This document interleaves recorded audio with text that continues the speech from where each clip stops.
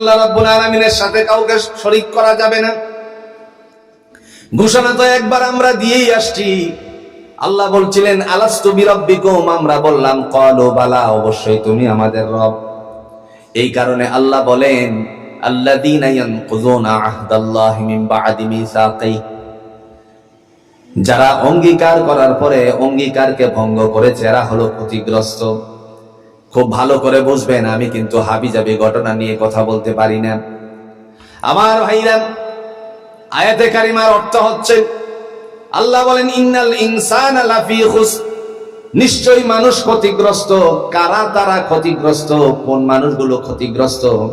এদের প্রথম নাম্বারের তালিকা হলো যারা আল্লাহর সাথে অঙ্গীকার করার পরে ভঙ্গ করেছে, তারা ক্ষতিগ্রস্ত। জোরে কণ্ঠে কিনা?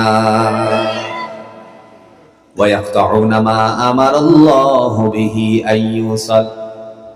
আল্লাহ রাব্বুল আলামিন তিনি আরো বলেন দুই নম্বরে তারা হলো ক্ষতিগ্রস্ত যারা আদেশ পালন করার কথা শুনে আসার পরে আল্লাহ যে আদেশ করেছেন আদেশের বিরোধিতা করেছে।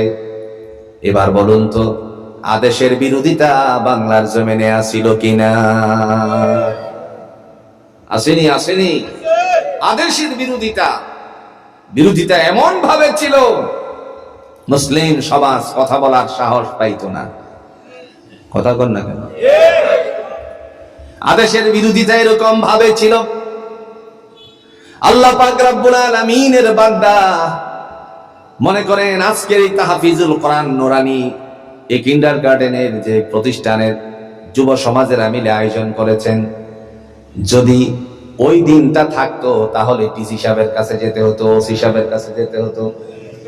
ভুল করে লাইছিনি? চেয়ারম্যান সাহেবের কাছে যেতে হতো, নেতার কাছে যেতে হতো, কত জায়গায় যে দৌড়ানো লাগতো, তারপরে অনুমতি পাই কিনা এই নিয়ে সংশয় থাকতো। কিন্তু কোরআনের বাইরে যদি দেখা যেত ছোট্ট করে ছোট্ট পরিসরে একটা গানের আয়োজন করা হতো, এই জায়গাতে তারা থানা থেকে এসে পাহারা দিত। ভুল করে লাইছি মনে হয়? প্রিয় ভাইরা আমার, আদেশটা কি ছিল? কোরআনুল হাকিমের মধ্যে আল্লাহ সুবহানাহু ওয়া তাআলা তিনি ডাক দিয়ে বলছেন, জগতের মানুষকে আল্লাহ পাক শিক্ষা দিলেন কুনতুম খায়রা উম্মাতি উখরিজাত লিন্নাস। মানুষের মধ্যে উত্তম মানুষ হলো তারা যাদের মধ্যে দুইটা গুণ থাকবে। একটা হলো তা'মুরুনা বিল মা'রুফ ওয়া তানহাউনা আনিল মুনকার, একটা হলো সত্যের দিকে আহ্বান করবে।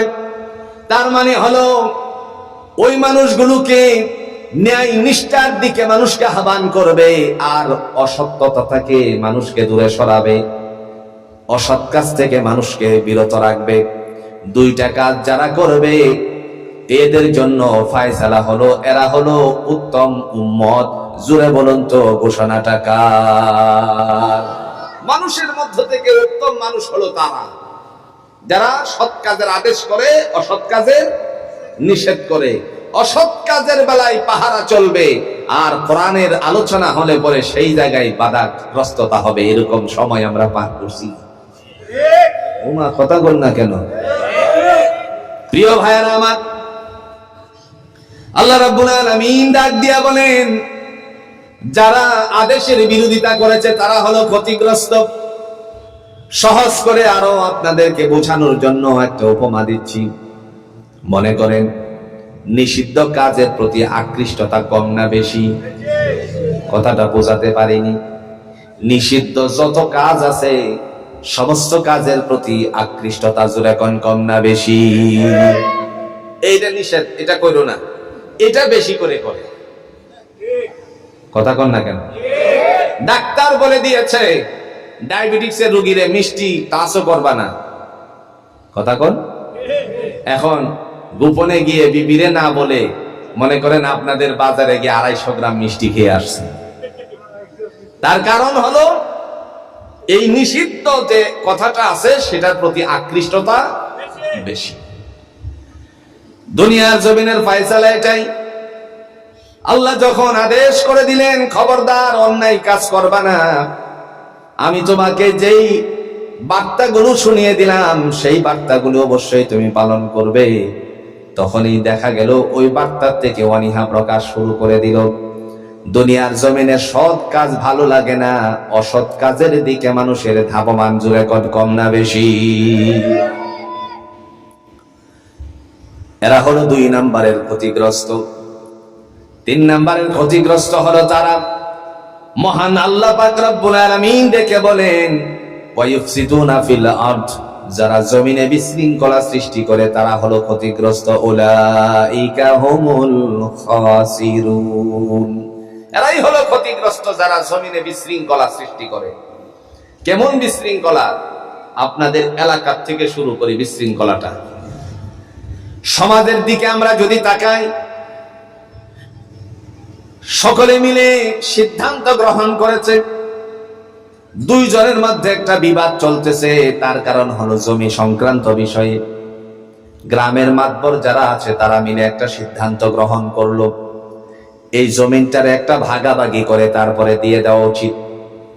ভাগাভাগি করে মেজারমেন্ট করার পরে আমিন সাহেবের মাধ্যমে, সার্বিয়ারের মাধ্যমে যখন তারে সুন্দর করে দিল, ঠিক করে দেওয়ার পরে সকাল হওয়ার আগেই, এই যে দিনের বেলায় খুঁটিটা মেরে দিয়েছিল, রাতের বেলায় সে একজনে গিয়ে খুঁটিটারে উপড়িয়ে ফেলে তারপরে আরেকজনের ভিতরে আধা 6 ইঞ্চি 8 ইঞ্চি ঢুকিয়ে দিছে। এরকম মানুষ মনে হয় আপনাদের এই অঞ্চলে কেউ নাই, জায়গিরে নাই? না, আপনাদের অঞ্চলে নাই। যেন সে 4 ইঞ্চি ভিতরে ঢুকিয়ে দিয়েছে। এমত অবস্থায় সকাল হওয়ার পরে প্রতিপক্ষের দৃষ্টিতে যখন পড়ে গেল, ডেকে তারে বলল, তুমি কি সকাল হওয়ার আগে খুঁটিটারে নড়াইছো নাকি? সে বলছে, কোশ্চিন কালে আমি সেটা করতে পারি না। ডাক দিয়ে আরেকজনকে আনা হলো। আনার পরে সে মোবাইল দিয়ে ছোট্ট করে একটা ছবি তুলে রাখছিল যেখানে আগে ছিল। সে একটু চালাক মানুষ আর কি, কথা বলছেন নি? যেখানে মাতবররা মিলে খুঁটিটা দিয়েছিল, খুঁট গাড়ছিল, এই জায়গায় সে একটা ছবি তুলে রাখছে। এখন যে এই জায়গা থেকে নড়ে গেছে, ছবিতে প্রমাণ আসেনি, কথা কন নাকি আসেনি? এমত অবস্থায় আল্লাহ রাব্বুল আলামিনের বান্দা যখন এই হালতটা লক্ষ্য করে, কয়েকজনকে নিয়ে যেদিন মেজারমেন্ট করেছিল এদের মধ্য থেকে একজনকে ডেকে আনা হলো। তারপরে বলছে, চাচা, এই যে আমার কাছে ছবি আছে, এটা এখানে ছিল না, এখানে ছিল। এমনিতেই সে চিৎকার মেরে বলছে, তুই কি আমারে সুর মনে করিস নাকি? মুহূর্তের ভিতরে তার একটা ধাক্কা মারলো। ধাক্কা মারার পরে জোরে বলুন তো, এই জায়গায় জঞ্জাল সৃষ্টি হওয়ার সম্ভাবনা আছে কিনা? ঝগড়া ফাসাদ হওয়ার সম্ভাবনা আছে কিনা? শুধু তাই নয়, ফাসাদ সৃষ্টি করার জন্য, দুনিয়ার জমিনে মানুষকে বিপদগামী করার জন্য দেখা যায় আল্লাহর কোরআনেরও বিরোধিতা করেছে। যারা কোরআনের বিরোধিতা করেছে, এই কোরআন মানুষকে রাস্তা দেখিয়ে আল্লাহর জান্নাত পর্যন্ত নিয়ে যায়, তারও বিরুদ্ধে চরম জোরে কোন বাংলার জমিনে আসেনি? কথা কন্যাকে আসেনি? আবার ভাইরা, এই যে খুঁড়িটা উপরে ফেললো, সকাল বেলায় কথার ভিতরে কাটাকাটি শুরু হয়ে গেল। এরপরে দেখা গেল 2 জনের মধ্যে ফাসাদ সৃষ্টি হয়ে গেল, মামলা মোকদ্দমা পর্যন্ত হয়ে যায়। এই রান্নাঘর থেকে পার্লামেন্ট পর্যন্ত এরকম ঝগড়া ফাসাদ জুড়ে বলুন তো আছে কিনা? ত্রাসের রাজত্ব।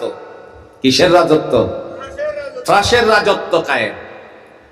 আল্লাহ রাব্বুল আলামিন ডাক দিয়ে বলেন, ওয়ায়ুফসিদুনা ফিল আরদ, ওই সমস্ত মানুষগুলো হলো ক্ষতিগ্রস্ত যারা দুনিয়াতে ফাসাদ সৃষ্টিকারী। আল্লাহ বলেন, উলাইকা হুমুল খাসিরুন, এরাই হলো ক্ষতিগ্রস্ত। তাহলে এই আয়াতে আমরা কয় শ্রেণীর মানুষ পেলাম ভাই? একটু জোরে এখন, কয় শ্রেণী? একটু তালিম করি আমরা। 3 শ্রেণীর মানুষ এই আয়াতে। প্রথম নাম্বার হলো যারা অঙ্গীকার করার পরে অঙ্গীকার ভঙ্গ করেছে, এরা ক্ষতিগ্রস্ত। ইন্নাল ইনসানা লাফি খুসর, নিশ্চয়ই মানুষ ক্ষতিগ্রস্ত। এরা হলো ক্ষতিগ্রস্ত যারা অঙ্গীকার করার পরে আল্লাহর সাথে অঙ্গীকার ভঙ্গ করছে। 2 নাম্বার, তারা হলো ক্ষতিগ্রস্ত যারা দুনিয়াতে আল্লাহর আদেশের বিরুদ্ধাচরণ করেছে। 3 নাম্বার হলো তারা ক্ষতিগ্রস্ত যারা দুনিয়াতে দাঙ্গা হাঙ্গামা সৃষ্টি করেছে। আল্লাহর কাছে অঙ্গীকার করে এসেছিলাম, আল্লাহ তুমি আমার রব। দুনিয়ায় এসে মা বাবার পিতৃ মাতৃ কালচার গ্রহণ করতে গিয়ে সে এক একজন এক এক ধর্মে অবলম্বী হয়ে গেছে। এদেরকে আল্লাহ বলেন তোমরা সোজা চলে যাবা বাম দিকে। কোথায়? একটু জোরে এখন কোথায়? দলিল আছে? দলিল والذين كفروا وكذبوا بآياتنا أولئك أصحاب النار أولئك أصحاب النار هم فيها خالدون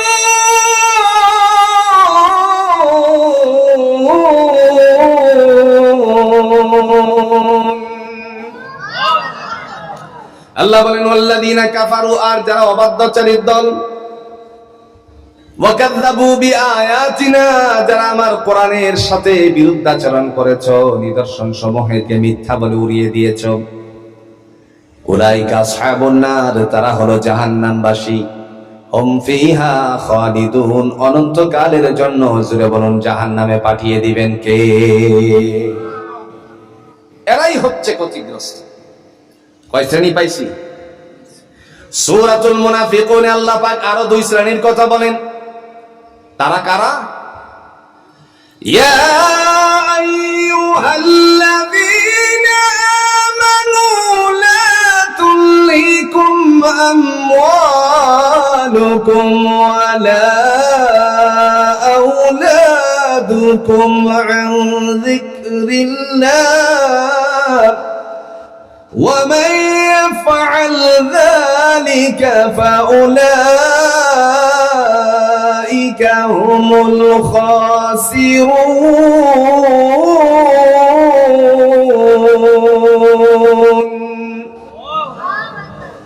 আল্লাহ রাব্বুল আলামিন তিনি বলেন, হে ঈমানদারেরা, এখানে অন্য কোনো ভাষায় আল্লাহ প্রয়োগ করলেন না, শুধু মুমিনদেরকে আল্লাহ ডাক দিয়েছেন যারা মুসলমানের সন্তান। শোনো, লা তুলহিকুম, তোমাদেরকে যেন ধ্বংস না করে দেয়, আমওয়ালুকুম, সম্পত্তি, ওয়ালা আওলাদুকুম, এবং সন্তানাদি, আন যিকরিল্লাহ, আমি আল্লাহর স্মরণ থেকে, ওয়া মান ইয়াফআল যালিকা ফাউলাইকা হুমুল খাসিরুন, এই 2 কারণে যারা আমি আল্লাহর স্মরণ থেকে দূরে সরে থাকবে তারা হলো ক্ষতিগ্রস্ত।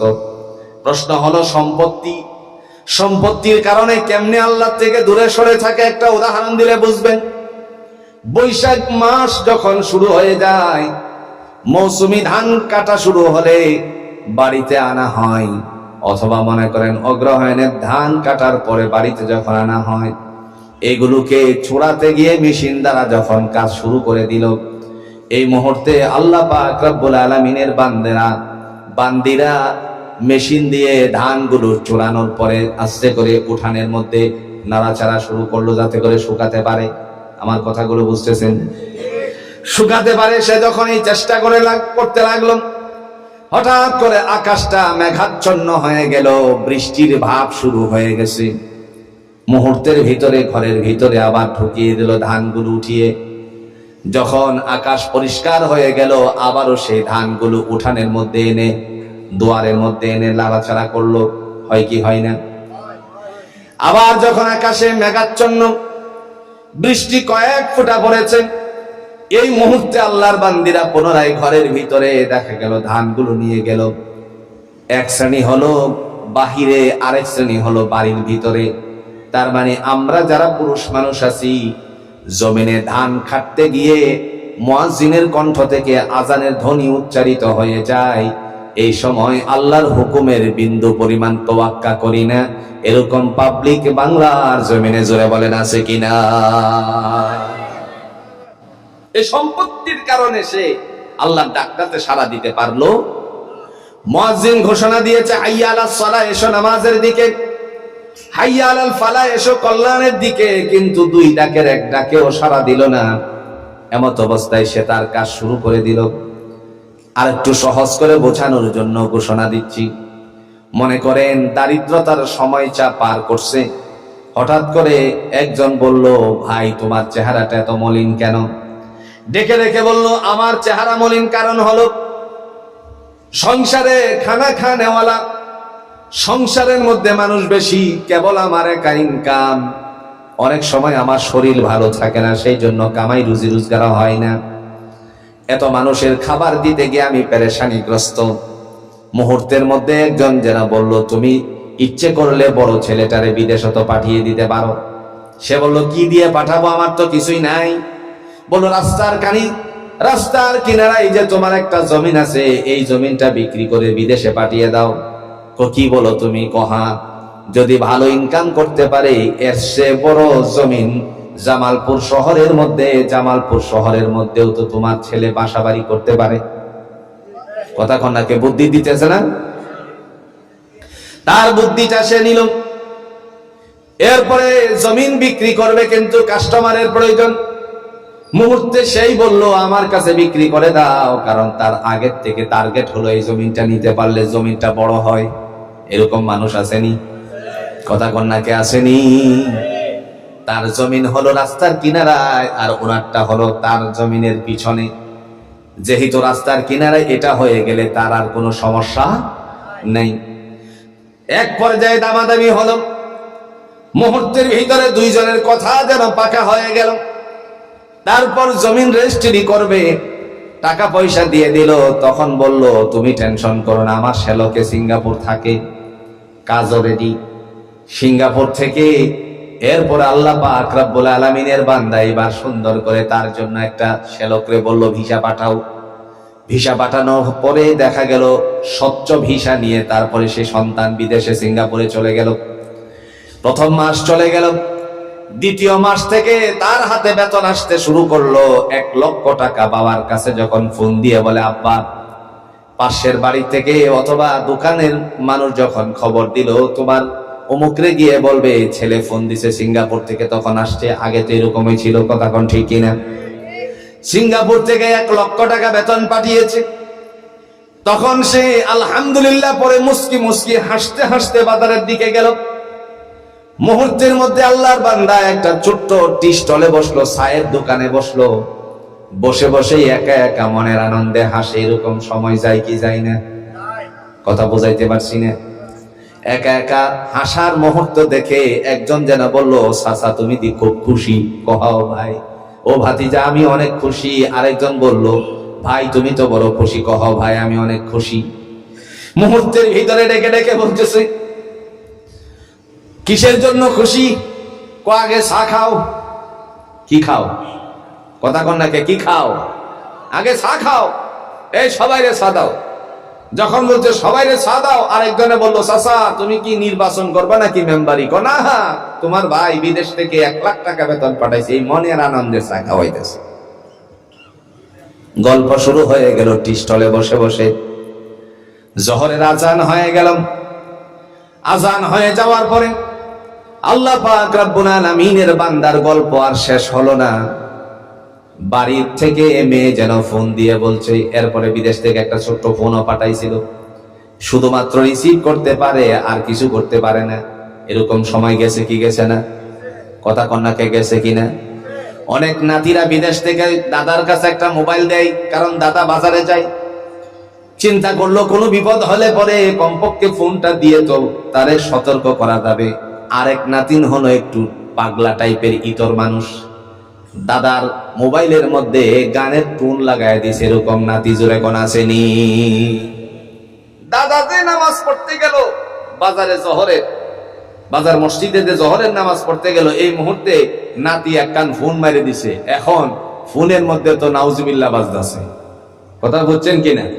দাদা তো আর এটারে বন্ধ করার কোনো কিছুই জানে? এরকম মানুষ এখন মনে হয় নাই? কথা কন না কেন? নাই।